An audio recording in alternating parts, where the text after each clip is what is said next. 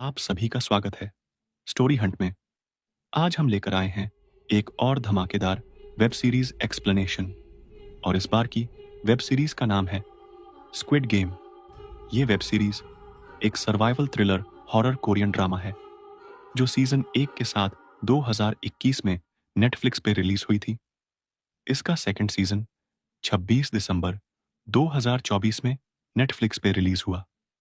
तो बिना देरी के चलिए शुरू करते हैं। यह कहानी है स्योंगी हुन और इसके जैसे कुछ गरीब लोगों की। ये भाई साहब ना ही इसके पास कोई जॉब है, बैंक से लोन लेके ये कर्जे में डूब चुके हैं।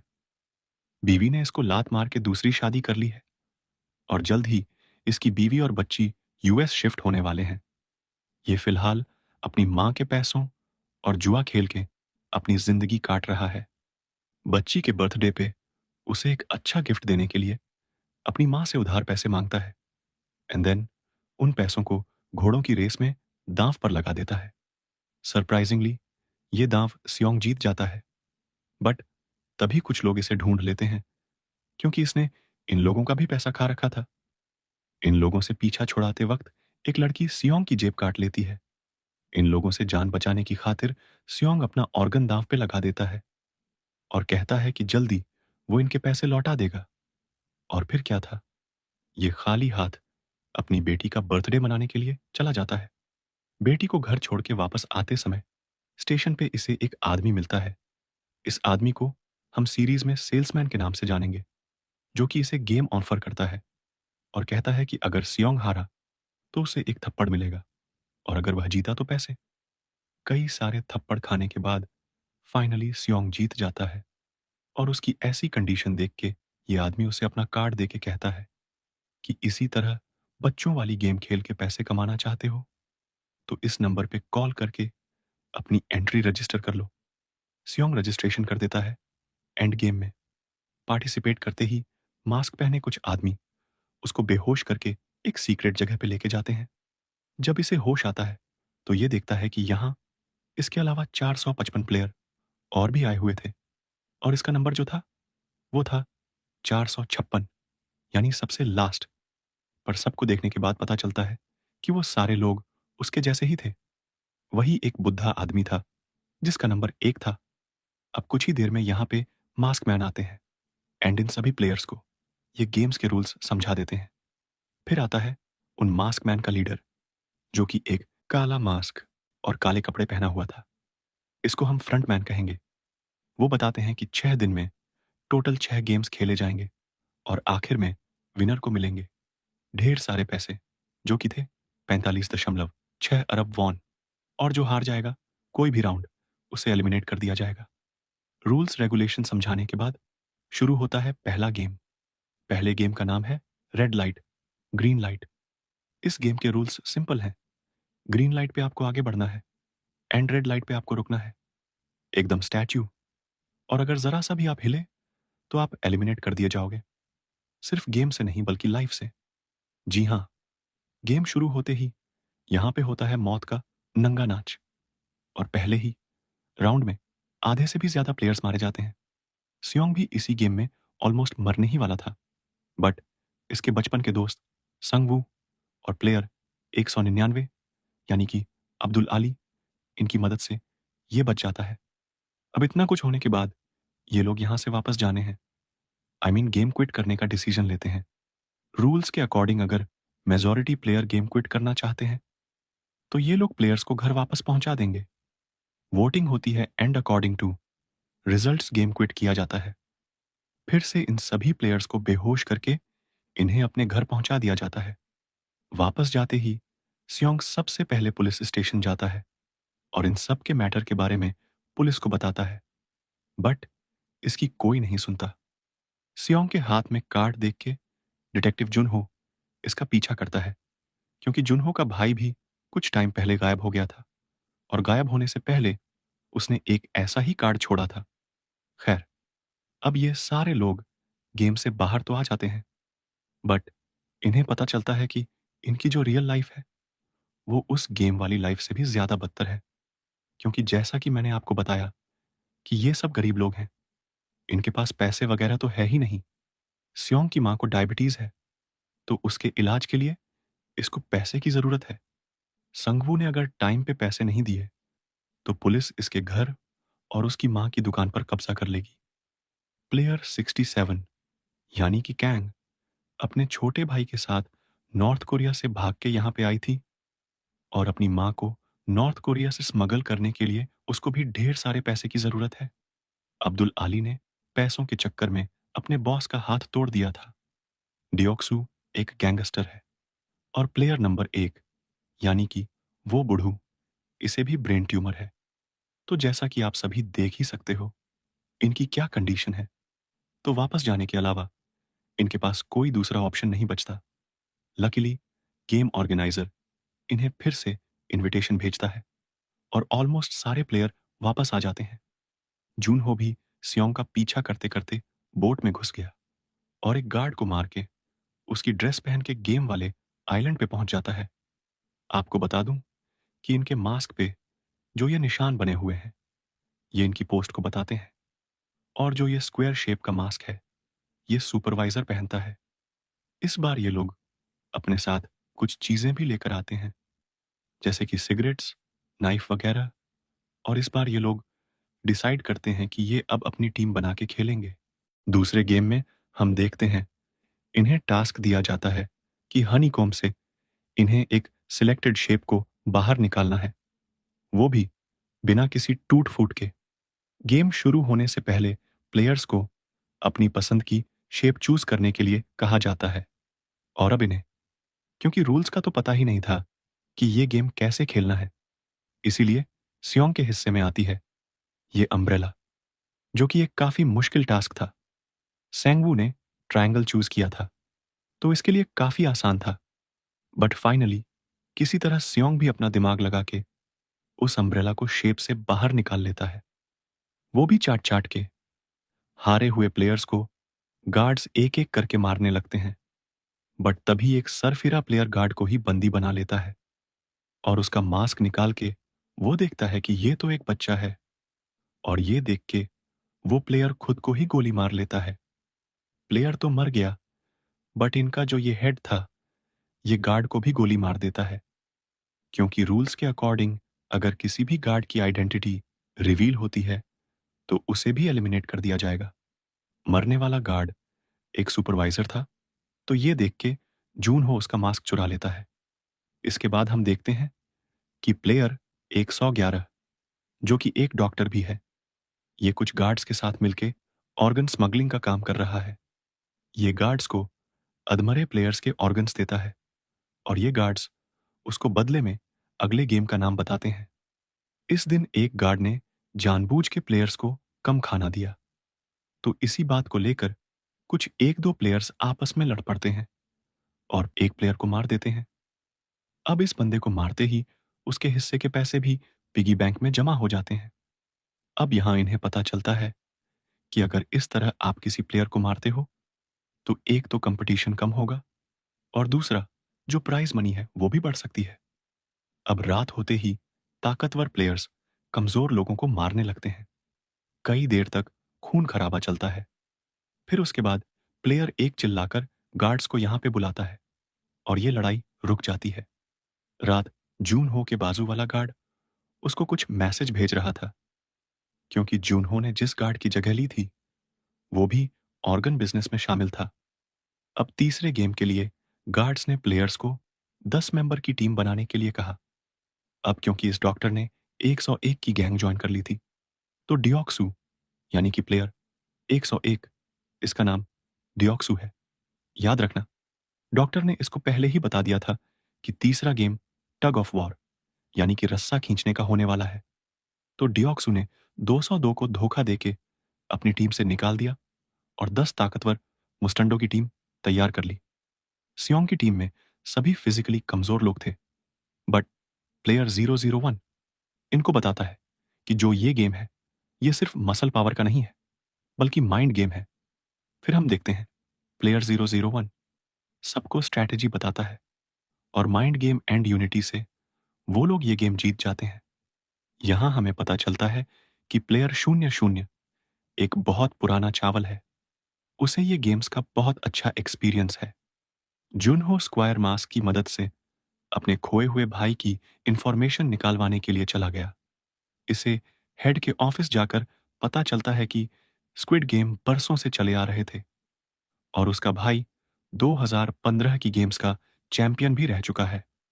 स्टोरेज रूम में छिपा जन हो हेड को फोन पे बात करते हुए सुन लेता है और ये लोग अब वीआईपीज के स्वागत की तैयारी कर रहे थे। अब आता है गेम नंबर 4। यहाँ सभी प्लेयर्स को जोड़ियां बनानी थी। सभी अपने फेवरेट पार्टनर्स को चूज करके जोड़ियां बना लेते हैं। प्लेयर 212 को कोई पार्टनर नहीं मिलता तो गार्ड उसे गेम से बाहर ले जाते हैं। अब इस गेम में प्लेयर्स को अपने ही जोड़ीदार को हराना था। जिसके पास एंड में सबसे ज्यादा मार्बल बचेंगे वही विनर होगा। प्लेयर 240 के पास जीने का कोई मकसद नहीं था, ना ही इसके पास कोई फैमिली थी। इसीलिए यह जानबूझकर गेम हार जाती है ताकि सामने वाली लड़की अपने भाई को एक अच्छी जिंदगी दे सके। संगवू ने अली के भोलेपन का फायदा उठा के उसके सारे मार्बल्स चुरा लिए। दूसरी तरफ सियोंग ने प्लेयर 001 की भूलने की बीमारी का फायदा उठा के उसे धोखे से हरा दिया। सियोंग लगभग जीत चुका था, लेकिन आखिरी मोमेंट में बूढ़ा उसे बताता है कि उसके पास अब भी एक मार्बल बाकी है और ये बूढ़ा शुरू से जानता था कि सियोंग उसके साथ धोखा कर रहा है, लेकिन दोस्ती के नाम पर उसने आखिरी मार्बल भी सियोंग को दे दिया। बाय द वे, ये एपिसोड काफी इमोशनल था। वापस आकर ये लोग देखते हैं कि मीनियो अभी जिंदा है। कुछ ही देर में यहाँ पे वीआईपी भी आ जाते हैं। ये वो अमीर लोग हैं जो कि इन प्लेयर्स पर सट्टा लगाते हैं। सेपरेट रूम में जाकर ये अब गेम को लाइव देखने की तैयारी कर रहे थे, लेकिन किसी रीजन से गेम का होस्ट इनको ज्वाइन नहीं कर पाया। होस्ट यानी कि इस गेम का man organiser, the front man zone हो चुपके से मास्क बदल के सर्विंग स्टाफ में घुस गया। एक वीआईपी को जॉन हो में काफी ज्यादा इंटरेस्ट था, इसीलिए वो उसे प्राइवेट स्पेस में ले जाता है और अंदर जाकर जॉन हो ने बंदूक दिखा के वीआईपी का कन्फेशन रिकॉर्ड किया और फिर उसे बेहोश करके खुद इमरजेंसी एग्जिट में रखे स्कूबा गियर की मदद से आइलैंड छोड़ के भाग गया। अब फिफ्थ गेम में पार्टिसिपेट करते हैं टोटल 16 लोग और इन्हें इस ग्लास ब्रिज को क्रॉस करना होता है। इस ब्रिज में दो तरह के ग्लास लगे हुए थे, एक नॉर्मल और एक टेम्पर्ड। टेम्पर्ड ग्लास पे ही पैर रख के ये लोग ब्रिज क्रॉस कर सकते थे। नॉर्मल ग्लास पे अगर पैर रखा तो सीधा ऊपर का टिकट कटेगा, क्योंकि नीचे बहुत गहरी खाई थी। तो टेम्पर्ड ग्लास से जाने वाले प्लेयर बच गए और बाकी सभी मर जाते हैं। इस राउंड में सिर्फ 3 लोग क्वालिफाई कर पाते हैं, एक सियोंग, संगवू और सेब्योक। टाइम कंप्लीट होते ही ब्रिज में धमाका होता है और कांच का एक टुकड़ा सीधा सेब्योक के पेट में जाकर घुस जाता है। फाइनल गेम से पहले इन्हें एक डिनर पार्टी दी जाती है और डिनर पार्टी के बाद इन सभी को एक एक पॉकेट नाइफ भी दिया जाता है, ताकि अगर ये तीनों चाहें तो किसी एक प्लेयर को एलिमिनेट कर सकते हैं। कांच लगने की वजह से साइबयोक की हालत काफी नाजुक थी, इसीलिए ये सियोंग से प्रॉमिस लेती है कि अगर सियोंग जीतता है तो वापस जाकर वो उसके भाई का ध्यान रखेगा। साइबयोक बेहोश होने ही वाली थी, इसीलिए सियोंग गार्ड्स के पास उसकी हेल्प के लिए जाता है, लेकिन तभी संगवू नाइफ से साइबयोक को मार देता है और अंत में 2 फाइनलिस्ट बचते हैं, एक सियोंग और दूसरा उसके बचपन का दोस्त संगवू। वहीं इनका हेड यानी फ्रंटमैन अपने गार्ड्स के साथ जूनहो का पीछा करते करते पास वाले आइलैंड में पहुंच जाता है।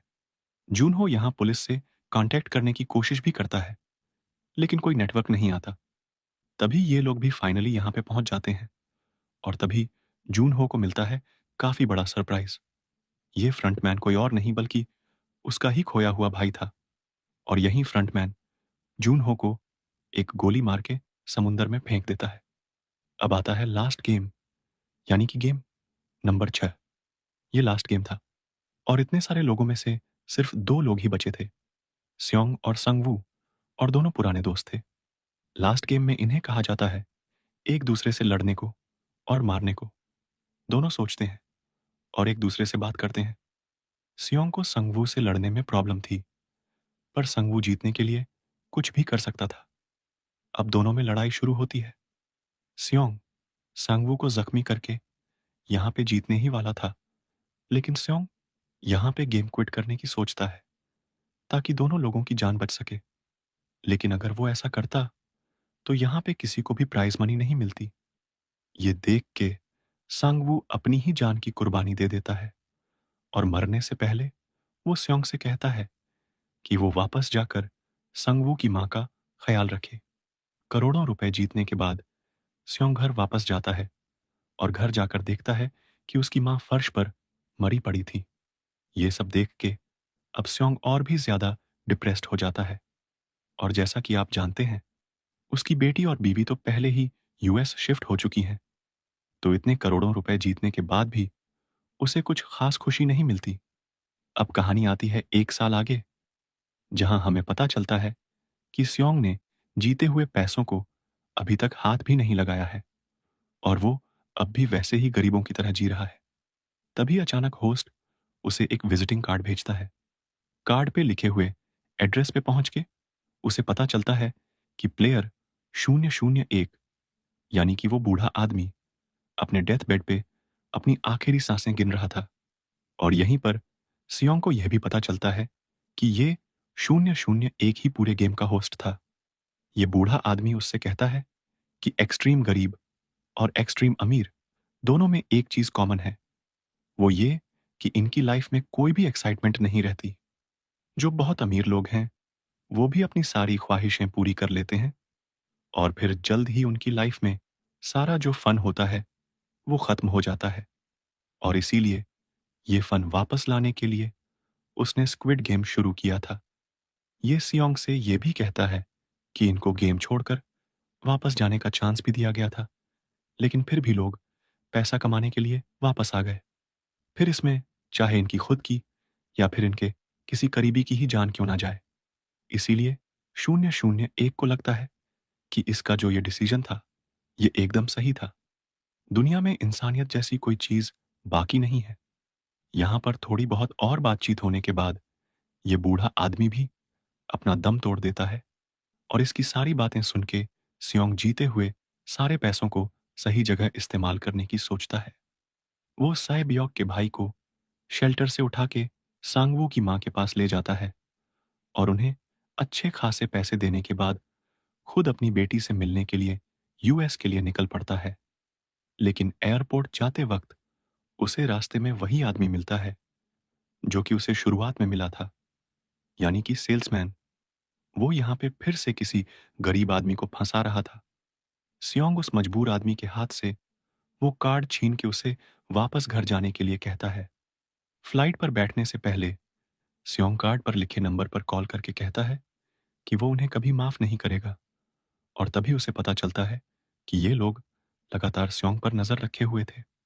और ये सुनते ही सियोंग यूएस जाने का प्लान कैंसिल कर देता है और एयरपोर्ट से वापस आ जाता है। मतलब कि अब सेकंड सीजन में ये अपना बदला लेगा। यहाँ होता है सीजन 1 खत्म, तो सीजन 2 की शुरुआत होती है सीजन 1 के एंडिंग से। यहाँ स्योंग और फ्रंटमैन बात कर रहे होते हैं और फ्रंटमैन बोलता है कि उसका कोई नहीं बचा और उसे अपनी बेटी के पास अमेरिका चले जाना चाहिए था। उसे ना जाने का अफसोस जरूर होगा, लेकिन स्योंग बोलता है कि वो कहीं भी हो, वो उसे ढूंढ लेगा।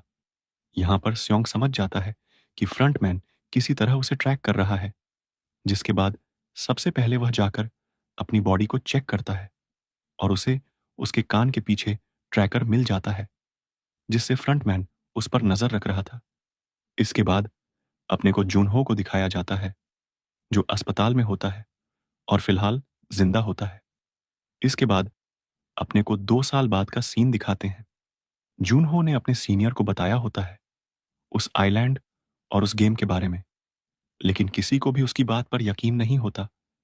सब उसे पागल समझ रहे होते हैं, क्योंकि किसी को भी उस आइलैंड के बारे में कोई भी चीज पता नहीं चली थी और ना ही जूनहो ने जो फोटो भेजे थे वो किसी को मिले थे। तो सबको लगता है कि जूनहो झूठ बोल रहा है या फिर उसका दिमाग खराब हो गया है। लेकिन एक बंदा होता है जिसे जूनहो की बात पर यकीन होता है, और वो होता है कैप्टन पार्क। इसी ने जूनहो की जान बचाई थी जब वह गोली लगने की वजह से पानी में डूब रहा था। खैर, तो पिछले 1.5 सालों से जूनहो कैप्टन पार्क के साथ मिलकर उस आइलैंड को ढूंढ रहा होता है, पर अब तक उसे कुछ भी नहीं मिला। हर बार यह दोनों किसी एक आइलैंड पर जाते हैं, पर अब तक इन्हें कुछ भी नहीं मिला। कैप्टन पार्क अब इन सब से थक चुका था, और वह जूनहो को बोलता है कि अब उसे आइलैंड और गेम को भूल जाना चाहिए। और जूनहो बोलता है कि अब से वो लोग आइलैंड को ढूंढने नहीं जाएंगे। जिसके बाद अपने को सियोंग को दिखाते हैं, जो पिछले 2 साल से उस सेल्समैन को ढूंढ रहा है। इसके लिए उसने एक बंदे को हायर किया था जिसका नाम होता है मिस्टर किम। मिस्टर किम पिछले 2 साल से अपने सारे आदमियों को सभी स्टेशन में भेज रहा है, लेकिन अब तक उसे कोई भी स्टेशन में डिडक्ची खेलता हुआ नहीं मिला। यहां पर स्योंग मिस्टर किम को बोलता है कि उसके गेम को 2 साल हो चुके हैं, और अब वो बंदा नए गेम के लिए लोगों को चुन रहा होगा। इसके लिए अब उसे ज्यादा लोगों को काम में लगाना होगा। स्योंग मिस्टर किम को 10 मिलियन वॉन देता है, क्योंकि अगर इस बार उन्हें वो बंदा नहीं मिला तो इन्हें अगले 1 साल तक वेट करना होगा। जिसके बाद मिस्टर किम अपनी पूरी टीम लगा देता है। वो सेल्समैन को ढूंढने में काफी दिन लगा देते हैं, लेकिन वो नहीं मिलता। फिर एक दिन वू स्योक और मिस्टर किम स्टेशन में बैठे होते हैं और बात कर रहे होते हैं। तभी उन्हें सेल्समैन दिखाई देता है, जो एक बंदे के साथ डीडाक जी खेल रहा होता है। और ये बात वो लोग स्योंग को बताते हैं, और स्योंग उन्हें सेल्समैन का पीछा करने के लिए कहता है। इसके बाद मिस्टर किम और वू स्योक सेल्समैन का पीछा करते हुए एक जगह पहुंचते हैं और उसे पकड़ने की कोशिश करते हैं, लेकिन सेल्समैन उन्हें पकड़ लेता है।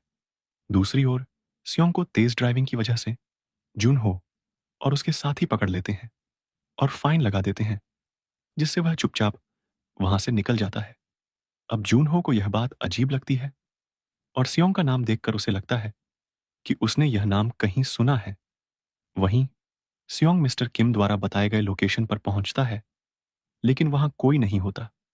इसके बाद यह दिखाया जाता है कि सेल्समैन ने मिस्टर किम और वू स्योक को सियोंग के होटल में बंद कर रखा है और उन्हें रॉक, पेपर, स्काइजर्स खेलने के लिए कहता है। अंत में मिस्टर किम हार जाता है और सेल्समैन उसे मार देता है। फिर वह वूसियोक से सब कुछ सच बताने के लिए कहता है।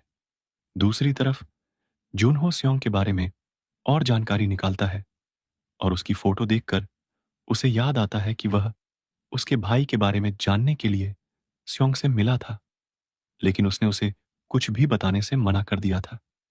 फिर जूनहो उस गाड़ी के बारे में पता लगाता है, और उसे पता चलता है कि सनशाइन नाम की एक कंपनी ने उसे रेंट पर लिया है।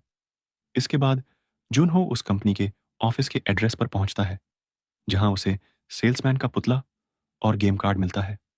वहां एक फाइल होती है जिसमें सियोंग के होटल का एड्रेस होता है। वहीं सियोंग अपने होटल में आता है, और वहां सेल्समैन पहले से मौजूद होता है। सेल्समैन उसे बताता है कि उसे अपनी बेटी के पास चले जाना चाहिए था।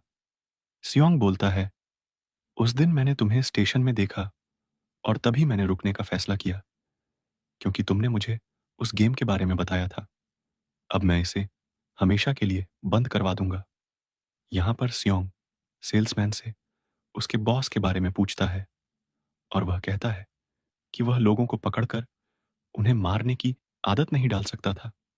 सेल्समैन बताता है कि सबसे पहले वह गेम में गया था, और जब उसके जैसे लोग वहां मरते थे तो वह उन्हें जला देता था। उसे यह पता था कि ये लोग दुनिया के कचरे जैसे हैं, जो किसी काम के नहीं हैं, इसलिए उन्हें जलाने में उसे कभी कोई दुख नहीं हुआ। फिर एक दिन उसका बाप सामने आ गया और उसे अपने बाप को मारने का आदेश दिया। उसने खुशी खुशी उसे भी मार डाला, और तभी उसे एहसास हुआ कि वह इसी काम के लिए बना है। फिर सेल्समैन सियोंग को अपने साथ एक गेम खेलने के लिए कहता है, क्योंकि उसे लगता है कि सियोंग गेम जीतने के लायक नहीं है, और वह बस किस्मत से जीत गया है। अब इस गेम में सेल्समैन गन के अंदर एक गोली डालता है, और उन्हें बारी बारी से खुद को शूट करना था। अंत में जो बच जाता वही जीत जाता और सियोंग तैयार हो जाता है। इसके बाद ये दोनों बारी बारी से खुद को शूट करते हैं और अंत में सेल्समैन की बारी आती है। उसकी मौत तय हो चुकी थी और वह गोली चला देता है, जिससे उसकी मौत हो जाती है। ठीक उसी समय जूनहो होटल में पहुंच जाता है और वहां की छानबीन करता है। उसे एक कमरे में वूसियोक मिलता है और वह उससे सियोंग के बारे में पूछता है। वूसियोक बताता है कि वह 410 नंबर कमरे में है। वहीं सियोंग को सेल्समैन के पास से एक कार्ड मिलता है, जिसमें 4 दिन बाद का फ्रंटमैन से एक क्लब में मिलने का संदेश होता है। तभी जूनहो आता है और सियोंग को पकड़ लेता है, लेकिन वूसियोक आकर उसे पीछे से बेहोश कर देता है। होश में आने के बाद जूनहो सियोंग से कहता है, मैं भी गेम में आया था अपने भाई को ढूंढते हुए और एक बार गेम में ही उससे मिला था। मैंने उससे पूछा था कि क्या वह इनहो को जानता है। सियोंग जूनहो को बताता है, वह मरा हुआ सेल्समैन ही सबको गेम के लिए चुनता था। वह मेरे साथ खेल रहा था और खुद उसी के गेम में फंस गया था। अब मैं इसे बंद करवाना चाहता हूं। सियोंग बोलता है, फ्रंटमैन ने मुझे मिलने का मौका दिया है और उसके बॉस ने बताया था कि इस गेम को अमीरों के लिए बनाया गया था। जुनहो कहता है, मैंने उन वाईपी को देखा है। मैं तुम्हारी मदद कर सकता हूं, क्योंकि मैं भी वहां के मरे हुए लोगों को भूल नहीं पा रहा हूं, जैसा मेरे साथ हुआ। सियोंग मान जाता है और फिर वह जुनहो और वू स्योक को अपने हथियार दिखाता है, जो उसने इतने सालों में जमा किए थे। सियोंग बोलता है, हमें कई लोगों की मदद चाहिए होगी। इसके बाद हमें कंग साइब्योक नाम की लड़की दिखाई जाती है, जो बनी बनने का काम करती है। यहां पर एक बच्ची आकर कैंग को थैंक यू बोलती है कैंडी के लिए, और उसका नाम नायोन है। यहां लोगों को पता चलता है कि उस बच्ची को ब्लड कैंसर है और उसके पिता बाहर पेंटिंग बनाकर पैसे कमाते हैं। दूसरी ओर डिटेक्टिव सियोंग को बताता है कि उसने यूनजी और गायोंग की मां को ढूंढ लिया है, जो नॉर्थ कोरिया के एक जेल में फंसी हुई है, और उसके एजेंट बहुत जल्दी उसे लेकर आएंगे। सीन चेंज होता है। अब कैंग डिटेक्टिव के पास आती है और डिटेक्टिव बोलता है, मैंने तुम्हारी बेटी को नॉर्थ कोरिया में ढूंढा, पर वह कहीं नहीं मिली। कैंग उसे पैसे देकर कहती है, एक बार फिर से उसे ढूंढने की कोशिश करो। डिटेक्टिव कहता है, कैंग, तुमने अपने देश के सैनिक को मारा था और गद्दार बनकर अपनी बेटी को छोड़कर यहां आ गई। अब शायद मिलिट्री वालों ने तुम्हारी बेटी को नहीं छोड़ा होगा। इसके बाद कांग अपने पति और बेटी को याद करती है। तभी एक आदमी आता है और कैंग को गेम काट देता है। फिर अगले दिन कैंग अपने काम से निकल रही होती है और देखती है कि नायोन को एम्बुलेंस में अस्पताल ले जाया जा रहा है। यहां नायोन का कैप नीचे गिर जाता है और डॉक्टर नायोन के पिता को बताते हैं कि नायोन के इलाज में काफी खर्चा आएगा और ऑपरेशन जल्द से जल्द करवाना होगा। कांग उनकी बात सुनती है और फिर वह नायोन को देखती है। उसे नायोन में अपनी बेटी की झलक दिखाई देती है और वह उसे उसका कैप दे देती है। जिसके बाद सीन चेंज होता है और जुनहो और उसकी मां को दिखाया जाता है। यहां ये दोनों बात कर रहे होते हैं इन्हो को लेकर। इन्हो की मां इन्हो को याद कर रही होती है और उन्हें लगता है कि शायद इन्हो अब उनसे रिश्ता नहीं रखना चाहता, क्योंकि वो उसकी सौतेली मां है। इन्होंने अपनी किडनी देकर जूनहो की जान बचाई थी, लेकिन फिर उसकी बीवी बीमार हो गई और उनके पास पैसे नहीं थे, इसलिए वो मारी गई। जूनहो बोलता है कि अगर इन्होंने अपनी किडनी उसे नहीं दी होती तो अपनी बीवी की जान बचा सकता था और उसे रिश्वत नहीं लेनी चाहिए थी, जिसकी वजह से उसकी जॉब भी चली गई। इसके बाद दिखाया जाता है कि सियोंग की टीम उसके दांत में एक जीपीएस लगा देती है, जिससे वो लोग उसे कभी भी ट्रैक कर सकें। इसके बाद सियोंग फ्रंटमैन से उस क्लब में मिलने पहुंचता है। तभी एक गार्ड उसे अपने साथ चलने के लिए बोलता है। जब जूनहो अंदर आता है तो वो वूस्योक को बेहोश पाता है और फिर वो सियोंग को ट्रैक करता है। तो वो देखता है कि वो लोग क्लब के बाहर जा रहे हैं और फिर एक लिमोजिन में वो लोग सियोंग को लेकर निकल जाते हैं। जूनहो उस गाड़ी को ट्रैक करने की कोशिश करता है। वहीं गाड़ी में फ्रंटमैन और स्योंग एक दूसरे से बात करते हैं। फ्रंटमैन बोलता है कि उसे पैसे से एंजॉय करना चाहिए था और वो अपनी बेटी के पास जाकर अच्छे से जिंदगी गुजार सकता था। पर स्योंग बोलता है कि वो उससे मिलना चाहता है और वह चाहता है कि वो इस गेम को बंद कर दे। इस पर फ्रंटमैन बोलता है कि उस गेम को लोग अपनी मर्जी से खेलते हैं। स्योंग बोलता है कि फ्रंटमैन और उसकी टीम ने लोगों को पहले उनकी गरीबी का एहसास कराया और फिर पैसे के बदले उन्हें इस गेम में जबरदस्ती खिलवाया।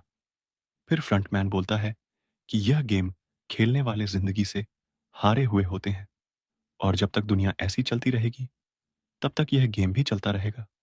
वहीं सियोंग की टीम गाड़ी का पीछा करती है, पर तभी स्नाइपर्स ने उनकी गाड़ी का टायर पंचर कर दिया और फ्रंटमैन बोलता है कि उसकी टीम कुछ भी नहीं कर पाएगी और वो ऐसे गेम को बंद नहीं करवा सकता। यहाँ सियोंग बोलता है कि उसे फिर से गेम को खेलना है। जो भी उन्हें देखते हैं उन्हें उसे वापस देखकर मजा आएगा और वह साबित करेगा कि यह दुनिया अच्छी है और वह खुद अंदर जाकर इस गेम को बंद करवा देगा। फ्रंटमैन उसकी रिक्वेस्ट मान लेता है और फिर अंदर गैस आती है और सियोंग बेहोश हो जाता है। यहाँ दिखाया जाता है कि फ्रंटमैन ड्राइवर के साथ ही सामने बैठा था। वहीं कंग कुछ कंटेनरों के पास आती है और रूम नंबर 11 में आकर बैठ जाती है और यहाँ पता चलता है कि कैंग कोई प्लेयर नहीं है, बल्कि वो गार्ड की टीम की एक मेंबर थी। अगले दिन जूनहो अपनी टीम के साथ डॉक पर आता है और इन्हें शक होता है कि सियोंग को गेम खेलने वो लोग फिर से आइलैंड की तरफ लेकर जाएंगे, इसलिए इन्हें कैसे भी सियोंग को ढूंढकर बचाना था। वहीं सियोंग को जब होश आता है तो वो गेम में आ चुका था और वो वही प्लेयर होता है, यानी उसे लास्ट टाइम वाला ही नंबर दिया जाता है, 456। फिर यहाँ कुछ प्लेयर को इंट्रोड्यूस कराया जाता है, जैसे कि यहाँ एक माँ बेटी की जोड़ी होती है, जुंगबे, जो जुए में काफी पैसे हार चुका था, इसलिए उसकी माँ उसे बिना बताए हुए यहाँ आई थी ताकि उसका कर्जा चुका सके। और यहाँ एक कपल होता है, जुनही मियोंगी। जुनही एक यूट्यूबर होती है। मियोंगी के कहने पर क्रिप्टो में पैसे लगा दिए और काफी सारे लोगों के पैसे डूबा दिए, जिसकी वजह से म्योंगी ने जूनही को छोड़ दिया था, जो 9 मंथ की प्रेग्नेंट है।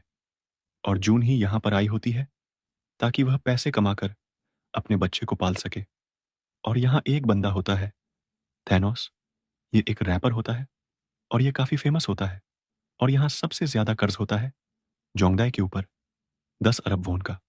खैर, तो यहाँ गार्ड्स आकर बताते हैं कि उनके ऊपर कितना ज्यादा कर्ज है और यह मौका है उनके पास उन कर्ज को चुकाकर एक अच्छी जिंदगी जीने का। गार्ड्स बताते हैं कि उन्हें 6 दिन में 6 गेम खेलने होंगे और जीतने वालों को 45 अरब वॉन मिलेंगे। और इसमें एक नया रूल था कि हर एक गेम के बाद वोटिंग होगी कि क्या उन्हें आगे गेम खेलना है कि नहीं, जिसमें अगर मेजॉरिटी प्लेयर गेम खेलने से मना कर देते हैं तो जीते हुए पैसे सभी में इक्वल डिवाइड कर दिए जाएंगे। इसके बाद सभी से फॉर्म साइन कराया जाता है और फिर इन्हें पहले गेम के लिए ग्राउंड में ले जाया जाता है। तभी यहाँ सियोंग को उसका एक फ्रेंड मिलता है। इसका नाम होता है जुंग बे और ये दोनों 3 साल के बाद मिले थे। सियोंग गीहन को बोलता है कि वो उसके पीछे रहे और फिर ये लोग पहले गेम के लिए ग्राउंड में पहुंचते हैं और ये गेम होता है रेड लाइट और ग्रीन लाइट जैसा, जैसा हमने सीजन 1 में देखा था। यहाँ पर सियोंग अपने ट्रैकर चेक करता है तो उसे पता चलता है कि इन्होंने उसका ट्रैकर निकाल दिया है, मतलब अब उसके लग चुके हैं। उसी समय जुनहो ट्रैकर का पीछा करते हुए एक आइलैंड में पहुंचता है और उसे ट्रैकर मछली के खाने के अंदर मिलता है और फिशरमैन बोलता है कि उसे एक आदमी ने आकर चारा फ्री में दिया था। खैर, तो पहला गेम स्टार्ट होता है और सियोंग सबको बताता है कि यह गेम जैसा वो लोग सोच रहे हैं वैसा नहीं है। अगर उन लोगों ने उसकी बात नहीं मानी तो वो लोग मारे जाएंगे। और फिर गेम स्टार्ट होता है और सियोंग सबको धीरे धीरे आगे लेकर जाता है। तभी एक लड़की हिल जाती है और उसे शूट कर दिया जाता है, जिसे देखकर सब डर जाते हैं और इधर उधर भागने लगते हैं। और फिर जो हिले थे सबको शूट कर दिया जाता है। और स्योंग बोलता है कि डरने की जरूरत नहीं है, वो लोग बस अपनी जगह पर खड़े रहे। और यहाँ कैंग देखती है कि नयोन के डैड भी इस गेम में आए थे। यहाँ पर ज्यादातर स्नाइपर लोगों के पैर में गोली मारते हैं। इसका रीजन हमें आगे पता चलेगा। और फिर स्योंग जैसे तैसे करके लाइन क्रॉस कर जाता है। तभी वह देखता है कि एक घायल आदमी है, जिसे स्योंग लेने वापस जाता है। और ह्युंजू उसकी मदद करती है और ये दोनों उसे लेकर लाइन क्रॉस कर जाते हैं, पर कैंग उसे मार देती है। अदर हैंड जूनहो समझ जाता है कि गेम वाले किसी तरह उन्हें ट्रैक कर रहे हैं और उन्होंने ही उन्हें यहां भेजा है, तो वो लोग आसपास नहीं होंगे। तभी पार्क बोलता है कि तूफान आने वाला है और उन्हें वापस जाना चाहिए। खैर, तो पहले गेम के बाद 365 प्लेयर बचे होते हैं और यहां सियोंग बोलता है कि रूल के हिसाब से अब वोटिंग होगी और अगर मेजॉरिटी जीतती है तो वो लोग उन्हें जाने देंगे। और फिर गार्ड्स इन्हें उनके जीते हुए पैसे दिखाते हैं और नए रूल के हिसाब से उन सभी में ये पैसे बराबर बांट दिए जाएंगे, जो कि 24 मिलियन वॉन होगा। यहाँ काफी सारे लोगों को पैसे कम लगते हैं क्योंकि उनका कर्जा काफी ज्यादा होता है। और गार्ड्स बोलते हैं कि अगर वो आगे गेम खेलेंगे तो वो ज्यादा पैसा जीतेंगे। और फिर वोटिंग स्टार्ट होती है और सबसे पहले वोटिंग के लिए सियोंग जाता है। इन्हें दो ग्रुप में डिवाइड कर दिया जाता है। पहले होते हैं टीम ओ, वो लोग जो गेम खेलना चाहते हैं। और दूसरे होते हैं टीम एक्स, वो लोग जो घर जा आना चाहते हैं। यहाँ पर स्योंग लोगों को समझाता है कि एंड में वो सब मारे जाएंगे और उनमें से कोई भी नहीं बचेगा। और उसे ये सब पता है क्योंकि वो ये गेम खेल चुका है और वो इस गेम का विनर रह चुका है। बट थेनोस और जोंगदे बोलते हैं कि अगर वो ये गेम खेल चुका है और जीत चुका है तो फिर वो उनकी मदद करें इस गेम को जीतने में। जिसके बाद वोटिंग फिर से स्टार्ट होती है और लास्ट में वोटिंग टाई हो जाता है। और फिर यहाँ प्लेयर नंबर 1 आता है और यह होता है इनहो, और वो एक्स को चुनता है। इन सब से सियोंग काफी दुखी था क्योंकि वो सबको बचाकर यहां से निकालना चाहता था। बट यहां जो भी आता है वह मारा जाता है। तभी इनहो आकर सियोंग को बोलता है कि वो उनकी मदद कर सकता है क्योंकि वो यहां पहले आ चुका है और वो ये गेम जीत चुका है और उसके चलते उसने रुकने का बटन दबाया था। और फिर इनहो पूछता है कि अगला गेम कौन सा है। और सियोंग बताता है कि पिछले बार उसने डलगोना गेम खेला था, जिसमें उन्हें शुगर कैंडी से शेप निकालना होता है, जिसमें ट्रायंगल सबसे इजी शेप होता है और अम्ब्रेला सबसे हार्ड शेप होता है। यहाँ इन्हो सियोंग से पूछता है कि वो यह गेम जीत चुका है तो फिर वो वापस क्यों आया। इस पर सियोंग बोलता है कि वो पैसे उसके नहीं थे, वो पैसे यहाँ मरने वाले लोगों के थे। इन्हो बोलता है कि वो गेम को ज्यादा सीरियस ले रहा है, उसने उन लोगों को नहीं मारा। तभी गीहन बोलता है कि वो लोग यहाँ पर आ ही गए हैं, सो अब आगे के बारे में सोचना चाहिए और अपनी टीम बनानी चाहिए। तभी डेहो आकर खुद को इनकी टीम में ज्वाइन करने के लिए बोलता है। वो भी इन्हो की तरह मरीन होता है। वहीं थैनोस ली के पास आता है और उससे अपने पैसे मांगता है, जो कि उसने ली के कहने पर क्रिप्टो में हारे थे। और फिर इन दोनों में लड़ाई होती है। तभी इन्हो थैनोस को रोकने के लिए आता है, पर वह नहीं मानता और इन्हो उसकी पिटाई कर देता है। अब फिर सभी इस बात से काफी खुश होते हैं। जिसके बाद रात में इन्हो सियोंग के पास आता है और उसे सॉरी बोलता है, उससे रुकी बातें करने के लिए। और फिर इन्हो सियोंग को अपनी स्टोरी बताता है। इन्हो बताता है कि उसकी बीवी काफी बीमार है, उसका लिवर खराब है और उसे पैसों की जरूरत थी। फिर उसे पता चला कि उसकी बीवी प्रेग्नेंट है। उसने उसे अबॉर्शन करने के लिए बोला था, लेकिन उसने ऐसा करने से मना कर दिया। उसने काफी लोगों से कर्जा ले रखा था और जब वो मरीन में था, एक आदमी ने जॉब के दौरान उसकी मदद की थी। तब सबको लगा कि उसने रिश्वत ली है और इसलिए उसे वहां से निकाल दिया गया।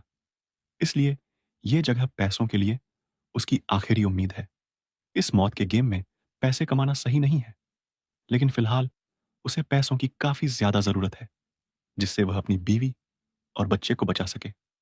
इसके बाद अपने को दिखाते हैं कि गार्ड्स लाशों में से ऑर्गन निकाल रहे होते हैं, लेकिन उन्हें अब तक एक ही ऑर्गन मिला था, क्योंकि कैंग ने उन सबके सिर पर गोली मारी थी और इस वजह से उनकी मौत उसी समय हो गई थी, जिसके चलते उनके ऑर्गन जल्दी खराब हो गए थे और इस वजह से गार्ड्स उससे काफी चिढ़े हुए थे। वास्तव में तो इस गेम में फ्रंटमैन ऐसे पैसे कमाता है, वो लोगों को पैरों पे गोली मारता है और उनके मरने से पहले उनके ऑर्गन्स निकाल लेता है, फिर ब्लैक मार्केट में हाई अमाउंट पे बेच देता है। इसीलिए वो इतना अमीर है। अब बाकी गार्ड्स इस बारे में अपने बॉस मास्क मैन को बताते हैं कि उनका नुकसान हो रहा है और कैंग सबके सिर पे गोली मार रही है। जिसके बाद कैंग मास्कमैन से मिलती है। मास्कमैन पूछता है कि उसने उनके सिर में डायरेक्ट गोली क्यों मारी। कैंग बोलती है कि उनके अंदर जान बची थी, इसलिए उसने ऐसा किया। और मास्कमैन बोलता है कि 7 साल पहले जब उसे कैंग पहली बार मिली थी, तो वह कोरिया के एक गंदे हॉस्पिटल में मरने की हालत में थी। तब उसने उसे बचाया था। उसकी हालत देखकर उसे तरस आ गया था, इसलिए वह उसे दोबारा चांस देना चाहता था। उसे पता था कि वह स्नाइपर राइफल से पूरी सर्च टीम को खत्म करके नॉर्थ कोरिया से साउथ कोरिया पहुंच गई, एक सोल्जर की तरह। और अगर उसे पकड़े जाने का डर है, तो इस बार ऐसा नहीं होगा, क्योंकि पिछली बार उन्होंने गेम की टिप के बदले एक प्लेयर में से डॉक्टर की मदद ली थी। लेकिन इस बार उन्होंने एक डॉक्टर को अपनी टीम में शामिल कर लिया है। कैंग बोलती है कि उसे बोला गया था कि उसका काम है जिंदगी से हारे हुए लोगों को मुक्ति देना, और यही करने के लिए वह उसके साथ यहां आई थी।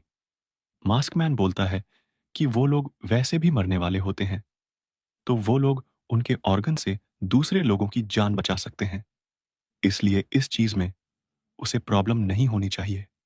और फिर कंग वहां से निकल जाती है, जिसके बाद अपने को दिखाया जाता है कि जुनहो वूसियोक से बात करता है और यह लोग डिसाइड करते हैं कि ये दो अलग अलग टीम बनाकर आइलैंड को ढूंढेंगे, ताकि वो लोग आइलैंड को जल्दी खोज सके। इसके बाद अपने को दिखाते हैं कि सभी प्लेयर ग्राउंड में आते हैं सेकंड गेम के लिए। और ये डालगोना गेम नहीं होता, ये कोई और ही गेम होता है। इससे जोंगडे और बाकी कुछ लोग सियोंग पर भड़क जाते हैं और उन्हें लगता है कि सियोंग झूठ बोल रहा था। लेकिन इन्हो बोलता है कि उसे अब भी उस पर यकीन है। तब सभी शांत हो जाते हैं। खैर, तो इस गेम का नाम होता है सिक्स लेग्ड पेंटाथलन। इसमें 5-5 लोगों की एक टीम होती है। टीम के सदस्य अपने पैरों को एक साथ बांधकर शुरुआत करते हैं। ट्रैक पर प्रत्येक 10 मीटर की दूरी पर टीम का एक सदस्य एक मिनी गेम खेलेगा। यदि वह खिलाड़ी जीत जाता है, तो टीम अगली चुनौती पर जा सकती है। मिनी गेम इस प्रकार है: गेम 1 डटकजी, गेम 2 फ्लाइंग स्टोन, गेम 3 गोंगी, गेम 4 स्पिनिंग टॉप और एंड में गेम 5 जेजी। इसमें केवल 5 मिनट मिलते हैं। जीतने के लिए आपको सभी मिनी गेम पूरे करने होते हैं और समय समाप्त होने से पहले फिनिश लाइन पार करनी होती है। और अगर वो लोग टाइम के अंदर लाइन क्रॉस नहीं कर पाते, तो उन्हें मार दिया जाएगा। इसके बाद सब अपनी टीम को बनाते हैं।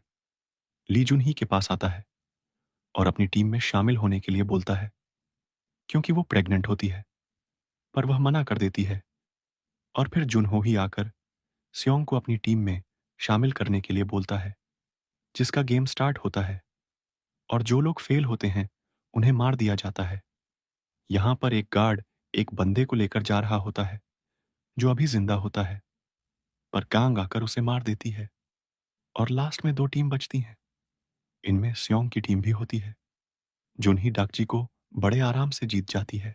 और फिर जुंगबे फ्लाइंग स्टोन वाले गेम को, और फिर तीसरे में डे हो गोंगी को बड़े आराम से जीत जाता है। चौथा गेम होता है स्पिनिंग टॉप, और ये बारी होती है इन्हो की, और वो बार बार फेल होने लगता है। लेकिन फाइनली काफी कोशिश के बाद वो लोग इस गेम को भी निकाल लेते हैं।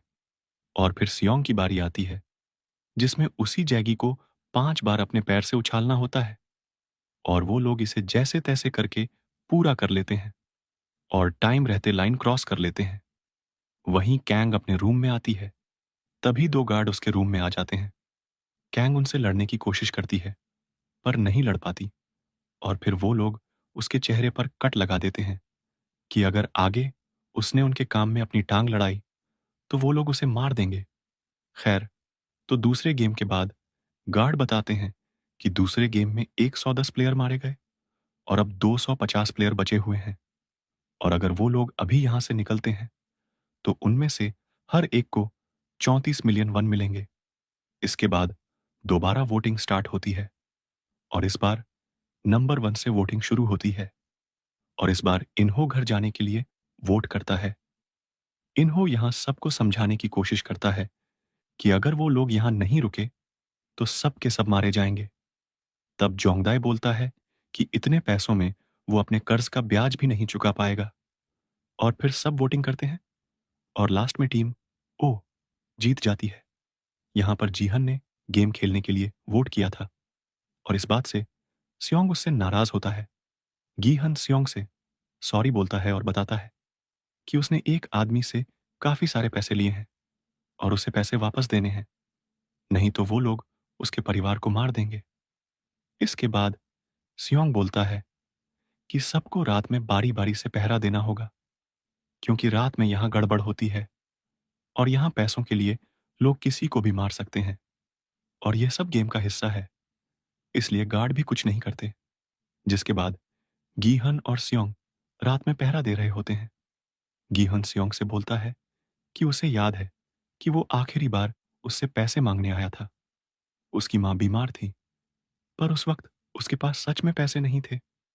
गीहन बोलता है कि वो वापस क्यों आया, उसके पास तो इतने पैसे हैं। सियोंग बोलता है कि अगर वो उसके सामने मर जाए तो वो इतने पैसों का क्या करेगा। सियोंग बोलता है कि वह सबको साथ में बाहर ले जाना चाहता है, लेकिन वह इन लोगों को नहीं बदल पा रहा है।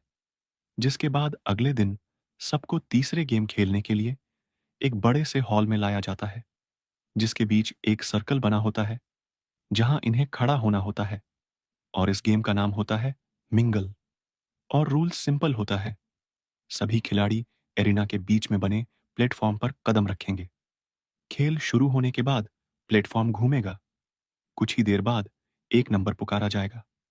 फिर आपको एक ग्रुप बनाना होगा जो इस नंबर से मेल खाता हो, और आसपास के कमरों में से एक में घुसना होगा और दरवाजा बंद करना होगा, वो भी 30 सेकंड के अंदर, नहीं तो मरे जाएंगे।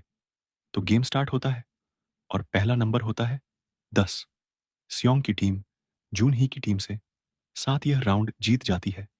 इसके बाद सेकंड राउंड स्टार्ट होता है और इस बार नंबर होता है 4।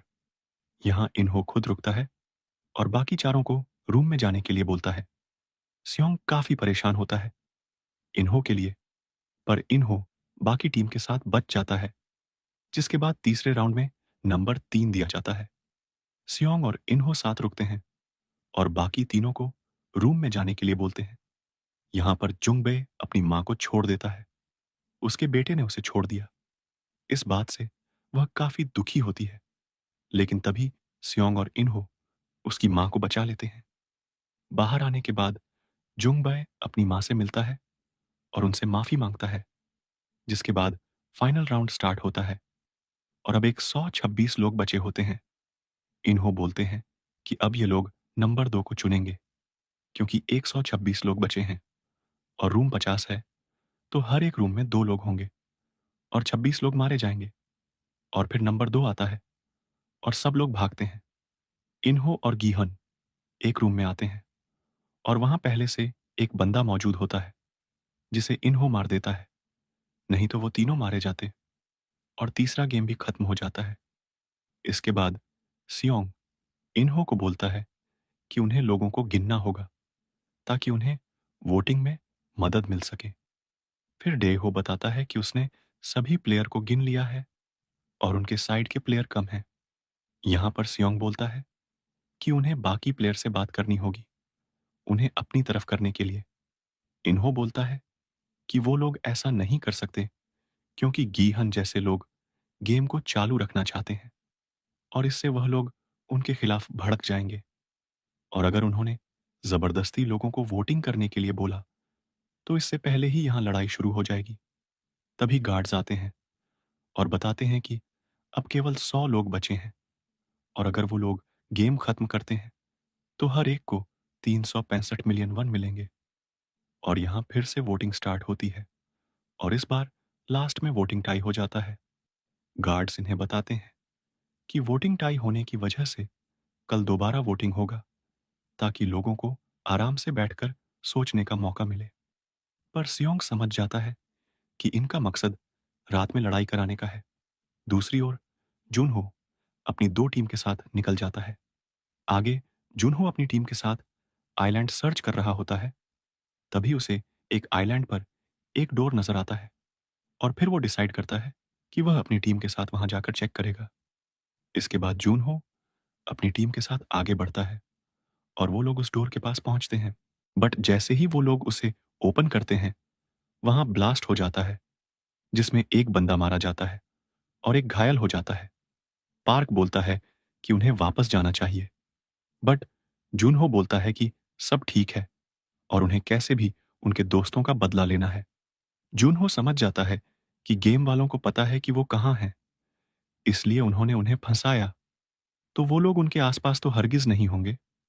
तब जूनहो बोलता है कि अब वो लोग रेडियो और मोबाइल यूज नहीं करेंगे, जिससे उन्हें उनके बारे में पता ना चल सके। इसके बाद हम दिखाते हैं कि रात में एक गार्ड देखता है कि उनका हथियार वाला रूम खुला है और वो देखता है कि पार्क उनके ड्रोन से छेड़छाड़ कर रहा है। फिर पार्क उसे बाहर लाता है और उसे मार देता है। तभी यहाँ वूस्योक आकर पार्क से पूछता है कि वो क्या कर रहा है।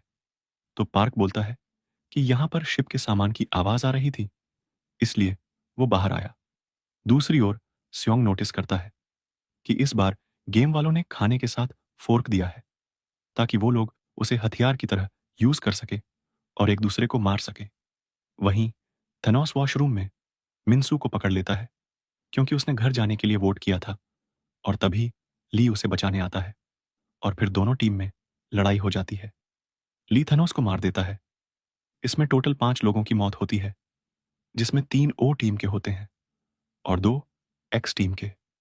इस बात से जोंगडे भड़क जाता है, क्योंकि उनके लोग कम हो गए थे और अगर अगले दिन वोटिंग होगी तो वो लोग हार जाएंगे। बट सियोंग सबको बताता है कि रात में ओ टीम वाले लोग उन्हें मारने की प्लानिंग कर रहे हैं और गेम वाले चाहते हैं कि इससे पहले वो एक्स टीम वालों को मार दें, एक्स टीम वाले लोग उन पर हमला कर दें। सियोंग सबको समझाता है कि इसलिए सारे प्लेयर मिलकर उन गेम वालों को ही मार देना चाहिए।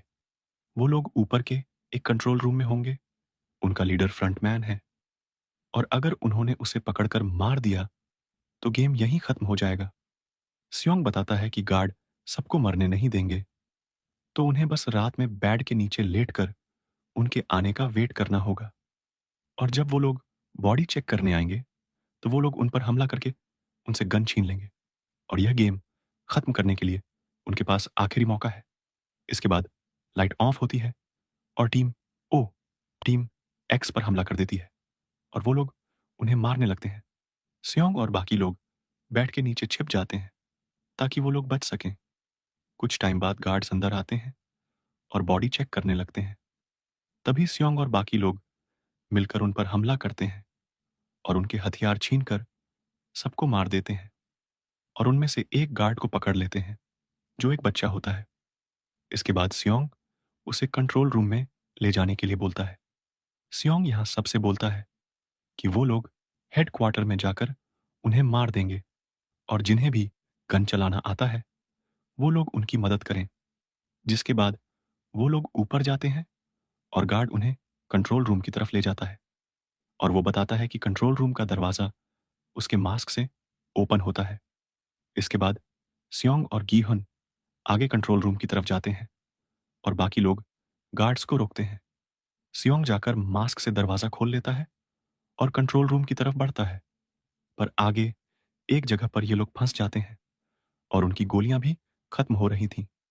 सो सियोंग इन्हो को बोलता है कि वह हॉल में जाकर गार्ड्स के पॉकेट से गोलियां लेकर आए। जिसके बाद डेहो गोलियां लेने हॉल में जाता है और सबसे मैगजीन इकट्ठा करता है। बट गोलियों की आवाज सुनकर वह काफी डर जाता है। वहीं इन्हो सियोंग की मदद के लिए पहुंचता है और वह उसे बोलता है कि रास्ते में उसने एक नक्शा देखा था और शायद कंट्रोल रूम में जाने का एक दूसरा रास्ता भी पीछे से है। जिसके बाद इन्हो पीछे से 2 लोग को लेकर जाता है और उन दोनों को मार देता है। इधर जून ही डेहो को बुलाती है, पर वह वापस नहीं आता और जून ही उसे वापस लेने हॉल में आती है और उसे वहां डेहो डरा हुआ मिलता है। फिर जून ही मैगजीन लेकर वापस जा रही होती है, तभी गार्ड्स आ जाते हैं। जून ही उनसे लड़ने की कोशिश करती है, बट जुंगबे की मदर उसे रोक लेती है। वहीं बाकी प्लेयर गोली खत्म होने की वजह से सरेंडर कर देते हैं, बट गार्ड्स उन्हें मार देते हैं। वहीं गोलियां खत्म होने की वजह से सियोंग और गीहन भी सरेंडर कर देते हैं। तभी यहां फ्रंटमैन आता है और बोलता है कि यह सब करके उसे क्या मिला, बट इसकी कीमत उसे चुकानी होगी, और वह गीहुन को मार देता है, जिससे कि स्योंग बिल्कुल टूट गया था। उसे समझ नहीं आता कि ये हुआ क्या, लेकिन उसको अभी तक ये पता नहीं था कि सामने जो फ्रंटमैन है वो कोई और नहीं बल्कि इन्हो ही था। और फ्रंटमैन इतना चालाक होता है कि वो स्योंग को टॉर्चर करने के लिए उसे जिंदा छोड़ देता है, यानी कि उसे मारता नहीं है, बल्कि कहता है भाई तू देख और टॉर्चर हो। पर यहां पर सीरीज का इससे भी बड़ा ट्विस्ट आता है कि जो कैप्टन पार्क होता है ना, वो असल में इससे ही मिला हुआ था, यानी कि वो पक्का यहां पर इन्हो यानी फ्रंटमैन से मिला हुआ था, क्योंकि वो जूनहो के आदमी को मारकर फेंक देता है समुद्र में। और वो शुरुआत से यह बोलता आ रहा था कि उसे ड्रोन के बारे में कुछ नहीं पता, पर वो ड्रोन को खराब कर देता है।